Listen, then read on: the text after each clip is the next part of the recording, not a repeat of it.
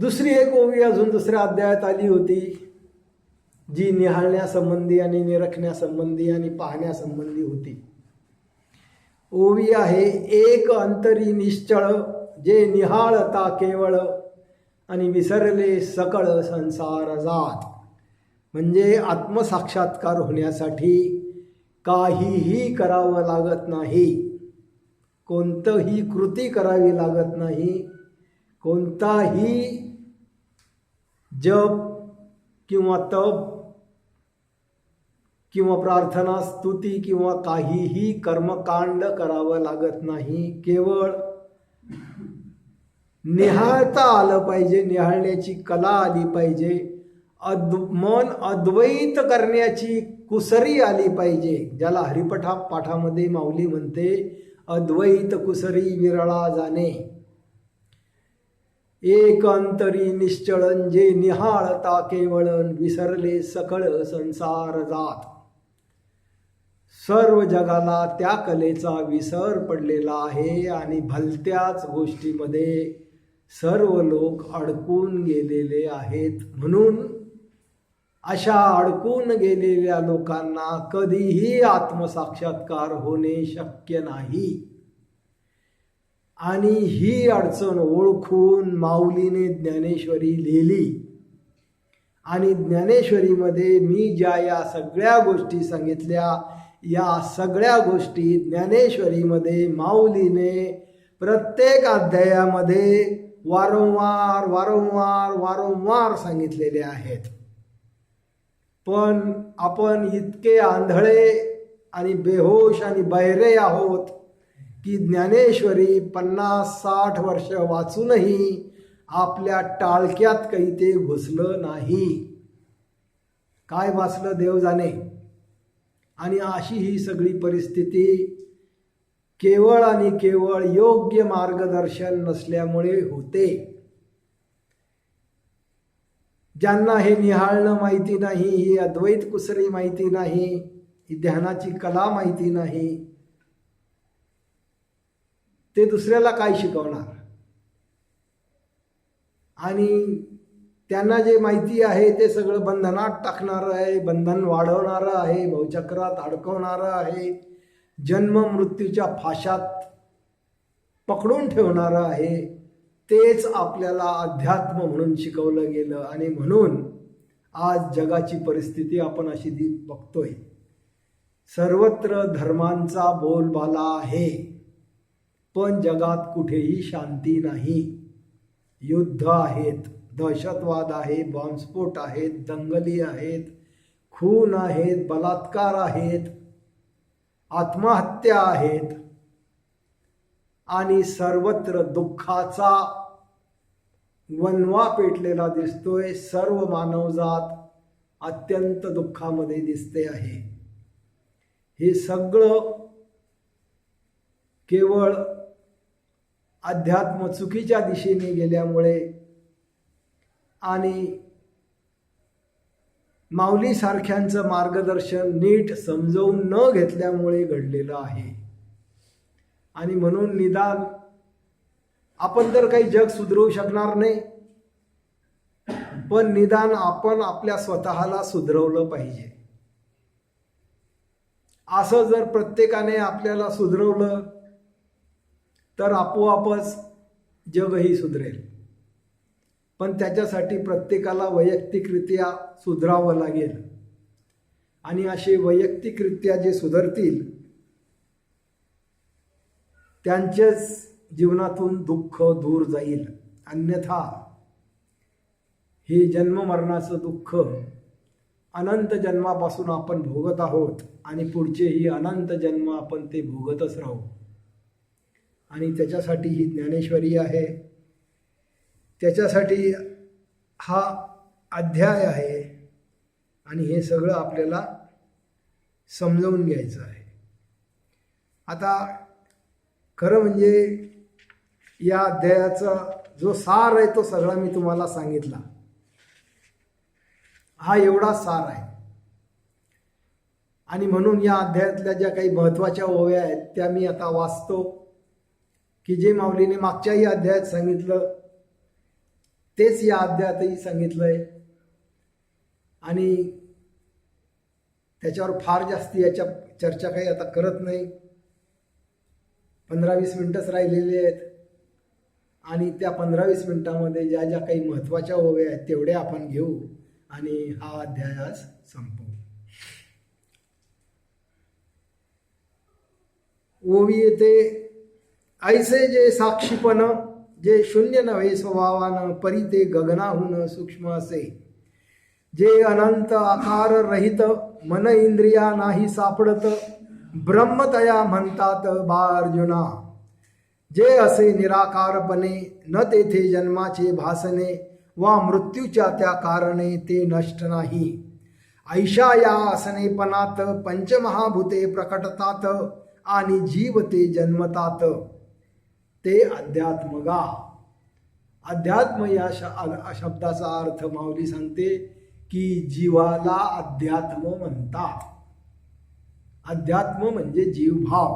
आपल्याला प्रत्येकाला जे मी आहे असं भासतं ना, मी कोणीतरी एक व्यक्ती आहे, मी कोणीतरी अलग थलग आहे, जगापेक्षा मी वेगळा आहे, असा जो काही मीपणाचा अहंकाराचा जो भास आहे, जो जीवभाव आहे, त्या जीवभावाला अध्यात्म म्हणतात. पहिल्यांदा ब्रह्म म्हणजे काय ते सांगितलं. ते कसं वैश्विक आहे, असीम आहे, अनंत आहे, निराकार आहे, आकाशासारखं आहे, गगनापेक्षाही सूक्ष्म आहे. ब्रह्माची व्याख्या सांगितली. आता जीवाची अध्यात्माची व्याख्या सांगितली आणि आता पुढे माऊली काय म्हणते ते आपण बघू. ऐसी असंख्य जीवांची उपासनी न होय जयाची मोजणी, उत्पत्ती शून्याच्या ठिकाणी झाली ऐसी. अशा पद्धतीने जे निर्गुण निराकार आहे म्हणजे ते जवळजवळ शून्य आहे, तिथे सर्व शक्ती सुप्त स्वरूपात आहेत. शक्ती नाहीत असं नाही, शक्ती आहेत पण सुप्त आहेत आणि त्या अवस्थेला निर्गुण निराकार म्हणतात. त्याच अवस्थेला माऊली शून्य म्हणते आणि बुद्धही शून्य म्हणतात. शून्यासारखी आहे ती. आपला जो शून्याचा आपला जो विचार आहे तो वेगळा आहे. हे जे शून्य म्हणतायत हे शून्य सुप्त शक्तीपूर्ण शून्य आहे. त्याच्यात सुप्त शक्ती आहेत.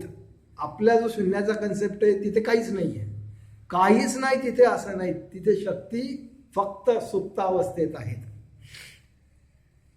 तेथे नसे कोणी करता, कारणही नसे तत्वता, परी कार्याची ती व्याप्तता पैसीचं. आणि असं हे जे काही जागृती, स्वप्न, सुषुप्ती, तुर्या आणि तुर्येपलीकडचं परब्रह्म, अशा हे जे काही पंचकोश आहेत किंवा काही वेगळ्या अवस्था आहेत, वाचा आहेत, देह आहेत किंवा कॉन्शियसनेस आहे, तिथलं वर्णन माऊली करते की तेथे नसे कोणीही करता. तिथे कोणीही करता धरता नाही, कोणीही नियंत्रक नाही, कोणीही देव तुमच्यावर लक्ष ठेवून नाही. कोणताच असा काही एखादा देव बसून तुमच्याकडे लक्ष ठेवतोय असं नाही. तेथे नसे कोणी करता, कारणही नसे तत्वता, परी कार्याची ती व्याप्तता पैसीचं. पण तिथे कार्य घडतं आणि ते कार्य जे घडतं ते जो आपल्याला मीपणाचा भास आहे त्या मीपणाच्या भासामुळे कार्य घडतं. दुसरं कशामुळे कार्य घडत नाही, अहंकारामुळे कार्य घडतं. ऐसे कर्त्याविन साकार. असा नियंत्रक कोणी नाही, करणारा कोणी नाही, तरी सुद्धा ऐसे कर्त्याविन साकार, अव्यक्ती प्रकटला आकार, ऐसा जो व्यापार तया नाव कर्म. आणि असं त्या परब्रह्माच्या ठिकाणी, त्या निर्गुणाच्या ठिकाणी कोणीही व्यक्तीसारखा देव नाही. त्या ब्रह्माच्या ठिकाणीही कोणी व्यक्ती नाही, सुषुप्तीच्याही ठिकाणी कोणी व्यक्ती नाही, कोणी नियंत्रक नाही, स्वप्नामध्येही कोणी व्यक्ती नाही. आणि तुम्हाला मी सांगतो की आपल्याला जरी असं वाटत असलं की आपण व्यक्ती आहे जागृतीमध्ये, तरी जागृतीतही आपण व्यक्ती नाही. या ज्या काही 5 अवस्था आहेत, या 5 अवस्था अशा एकत्र काम करतात आणि त्यांच्या एकत्र काम करण्यामुळे हा जागृतीचा भास होतो. इथे अलग थलग मी नाही. काहीतरी अशी अदृश्य अशी ती खोलातली शक्ती आहे, ती सर्व शक्ती आपल्या सगळ्यांच्या ठिकाणी काम करते. तुमचं ब्रह्म, माझं ब्रह्म, यांचं ब्रह्म किंवा अमेरिकेतल्या लोकांचं ब्रह्म, चीनमधल्या लोकांचं ब्रह्म वेगळं नाही. सगळ्यांचं ब्रह्म एक, सगळ्यांचं परब्रह्म एक. आणि त्या निर्गुण निराकार सगुण साकार शक्तीच्या जोरावर सगळं काही हा सुषुप्ती, स्वप्न आणि जागृतीचा खेळ चालतो. आणि याला कर्म म्हणतात. ब्रह्म सांगितलं, अध्यात्म सांगितलं आणि कर्मही माऊलीने सांगून दिलं. आता काय ते अधिभूत सांगतो मी थोडक्यात, जे दिसतं आणि हरपत अभ्रजस. तयाचे भासाचे लटिकेच भासन, तयाचे भासने लटिकेच नसेच ते भासाच. हे नाटक पंचभूतांचं आहे अर्जुना. पंचमहाभूता कारण सृष्टीचं ते भासन, नाम रूपाचं ते प्रकटन भास अवघा. ऐसा नाव रूपाचा संगात, तयानाच म्हणती अधिभूत. आणि सर्व अधिभूतांना जे असे जाणत ते अधिदैव. म्हणजे हे जे नामरूपात्मक हा जो जीव आहे, जे सगळे पंचमहाभूत आहेत, पंचमहाभूताचं नाटक आहे, त्या पंचमहाभूताच्या संघाताला म्हणजे या 5ही महाभूतांच्या एकत्रित भासाला अधिभूत म्हणतात. आणि या अधिभूताच्या ठिकाणी जी जाणीव निर्माण होते, ती जाणीव ब्रह्मामुळे निर्माण होते. आणि म्हणून त्या ब्रह्माला अधिदैव असं म्हणतात. अधिदैवाच्या अधिष्ठानावर ही पंचमहाभूत काम करतात. या ब्रह्मामुळे जागृतीला जागृती समजते, स्वप्नाला स्वप्न समजतं, सुषुप्तीला सुषुप्ती समजते. आणि ब्रह्मही ब्रह्मालाच समजतं त्या ब्रह्मामुळेच. ब्रह्म हे स्वसंवेद्य तत्व आहे. स्वसंवेद्य म्हणजे स्वतःला जाणणारं. आणि ते सृष्टीचं उपादान कारण आहे. उपादान कारण म्हणजे अशी एक काहीतरी मूळ वस्तू आहे, त्या वस्तूपासून ही सृष्टी बनलेली आहे. जसं आपल्याकडे मातीच्या विविध गोष्टी आहेत. माठ आहे, रांजण आहे, काही पंत्या आहेत, काही दिवे आहेत, काही वेगवेगळ्या आकाराचे भांडे आहेत. असं मातीचं वेगवेगळ्या गोष्टी आपण बनवल्या. या सगळ्या गोष्टींचं उपादान कारण माती आहे. मातीपासून हे सगळं बनलेलं आहे. रांजणातही मातीचं आहे, माठातही मातीचं आहे, पंतीतही मातीचं आहे. सगळ्या मातीच्या भांड्यांमध्ये मातीच आहे. माती सगळ्यांची सारखी आहे, माती भिन्न नाही. तसं ब्रह्म हे सृष्टीचं उपादान कारण आहे. हे पंचमहाभूत म्हणजे काही दुसरं तिसरं काही नसून ते ब्रह्माचंच एक प्रकारचं रूप आहे. ब्रह्म सघन होतं, सघन होतं, सघन होतं आणि पंचमहाभूते प्रकटतात. अतिशय सूक्ष्म अवस्थेमध्ये आकाशासारखं असतं ते पहिल्यांदा. नंतर ते वायूसारखं होतं, आकाशात वायू प्रकटतो. ते अजून सघन होतं आणि तिथे ढगासारखी परिस्थिती निर्माण होते, त्याला सुषुप्ती म्हणतात. तिथेच अजून ती आप आणि तेज कार्यरत होतं आणि तिथे मन निर्माण होतं आणि तिथे मनोमय कोश निर्माण होतो आणि तिथे मनाचा भास होतो, स्वप्नाचा भास होतो. आणि त्याच याच्यामध्ये अजून सघन होतं, अजून घट्ट होतं ते पंचमहाभूत आणि तिथे पृथ्वी तत्व निर्माण होतं जे घट्ट असतं. आणि अशा पद्धतीने आकाश, आकाशापासून वायू, वायूपासून आप, वायूपासून तेज, तेजापासून आप आणि आपापासून आणि या सगळ्यांपासून मग पृथ्वी, असं सगळं ही सृष्टी निर्माण होते. याला नाम रूप म्हणतात. नामरूपात्मक आहे. नाम जे अव्यक्त तत्व आहे त्याला नाम म्हणतात आणि जे व्यक्त तत्व आहे त्याला रूप म्हणतात. असा हा व्यक्त अव्यक्ताचा खेळ आहे.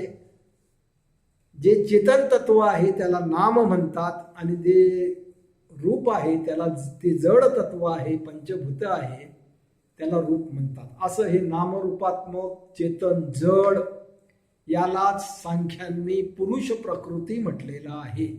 चेतन म्हणजे पुरुष आणि प्रकृती म्हणजे ही पंचमहाभूत. हे चेतन जड, इंग्लिशमध्ये याला माइंड मॅटर म्हणतात. Mind and matter. मॅटर म्हणजे पंचमहाभूत आणि माइंड म्हणजे नाम, माइंड म्हणजे मन. असं हे सगळं सृष्टीचं नाटक आहे. आणि हे नाटक आता समजवताना त्यांनी आपल्याला अधिभूत समजवलं, अधिदैवही समजवलं. आणि त्या अधिदैवाचं वर्णन करताना माऊली म्हणते, आणि साक्षी या शरीराचा, अध्यक्ष मन इंद्रियांचा, आधार जो वासनांचा या जगती, परमात्म्याचाच अवतार, परी बनला तो अहंकार, सर्व भ्रमाचा व्यापार याचे ठाई, जीव अधिभूतासीच म्हणतात, जे अधिदैवच असे असत, पृथकपणे असे नांदत तयाचे ठाई, या अधिभूताच्या ठिकाणी जीवपणाची उपजनी, तोच अधियज्ञ जाणी अर्जुना तू.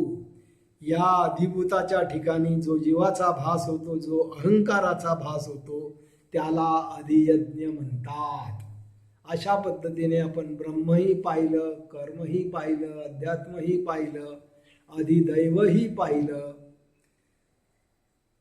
अधिभूतही पाहिलं आणि अधियज्ञही पाहिलं. म्हणजे या अध्यायामध्ये या ज्या 6 गोष्टी समजवण्यासाठी हा अध्याय आहे, त्या 6ही गोष्टी आपण सविस्तरपणे पाहिल्या, समजावून घेतल्या आणि त्या काही वेगळ्या नाहीत. आधीच्याही अध्यायांमध्ये वेगळे शब्द वापरून हे सगळं आलं होतं. आता यावेळेस फक्त शब्द वापरले वेगळे. आणि हे सगळं आता उरलेल्या 7-8-10 मिनिटांमध्ये आपण काही महत्त्वाच्या ओव्या घेऊन संपवू. आता काही मी विवेचन करणार नाही, त्याचं निरूपण करणार नाही. नुसत्या ज्या महत्त्वाच्या ओव्या आहेत त्या 7-8-10 मिनिटांमध्ये वाचून टाकू. आता हा आत्मसाक्षात्कार कसा होतो याचं वर्णन करताना माऊली म्हणते, पेटवून वैराग्याचे इंधन, करावे पंचविषयांचे हवन, यज्ञ जो इंद्रिय संयमन होऊ द्यावा, वज्रासनी बसून आधार मुद्रा शोधून, वेदी शरीर मनाची करून यज्ञ करावा, संयम अग्नीच्या कुंडात इंद्रिय विषय टाकावेत, समत्वात स्थिर राहात यज्ञ करावा, मनाचे करुण संयमन, भ्रमाचे होऊ द्यावे हवन, ऐसा ज्ञान यज्ञ करण कल्याण अर्जुना, घडता अहम भावाचे समर्पण, प्रकटते ते ज्ञान, मग ज्ञेय आणि ज्ञान भिन्न नाही. मजसी मनबुद्धी अर्पिता, पावशील मजसी एकरूपता, अर्जुना तीच ब्रह्ममयता वचन माझे, जयाचे आकारावीन असणे, जया जन्म न निमणे, जे आघवेची आघवणे आघवेपणे देखते असे, जे जुने गगनाहुन सूक्ष्म परमाणुहुन, जयांच्या कारण विश्वनिर्मिती, जेथून सर्व सृष्टी प्रकटते, जया कारणे सृष्टी चालते, ऐसे मनातीत ते तत्व साक्षी, जशी वाळवी न लागते अग्निस, वा अंधार न जाकळे प्रकाशास, तसे मन इंद्रिय बुद्धीस अगम्यते, ऐसी दिव्य प्रकाशाची रास, जिन मावळे वाये उदयास, ती त्या ज्ञानी जनास अनुभवा येते, ऐसी परिपूर्ण ब्रह्ममयता, मरण काळी ती स्मरता, चित्तासी ठेवता समता योग घडे, बाहेर पद्मासन रचुनी, उत्तराभिमुख बसुनी, समता ठेवून मनी तो स्थिर राही. तो मनोधर्म ते सांडत स्वरूपी अवधान ठेवत. असे भ्रमाच्या पार जात योगी अर्जुना. योगासित्या जाणून मन सम्यकतेच्या मार्गानं निघे मुलाधारापासून ब्रह्मरंध्रापर्यंत. अचेतन पार करत भ्रमाचा मांडव मोडत. प्रवेशे मग गगनात अनायासे. आता ही गोष्ट आपण अनेक वेळा पाहिलेली आहे, ती पुन्हा इथे माऊलीने वर्णन केली. ऐसे मन स्थिर करता मनी भाव तो असता. मजसी एकरूप पावता योग घडे. ऐसे मन इंद्रियासी सोडतन भ्रुकुटीसी चित्त ठेवित. तो लीन पावे ब्रह्ममयतेत आपैसा. पुढे पुढे पुन्हा माऊली सांगते, बहिर्मुक्तेची सवय सोडून मन अंतर्मुख करून जावे अंतरंगी विरून अर्जुना आता. हे तेव्हाच घडते जे दवा मनी समत्व असते. नि इंद्रियासी तादात्म्यते नसते अर्जुना. जे मन अंतर्मुख होते ते हृदयातच राहते. जैसे अपंग घराते न सोडती बघा. ऐसे अंतर्मुख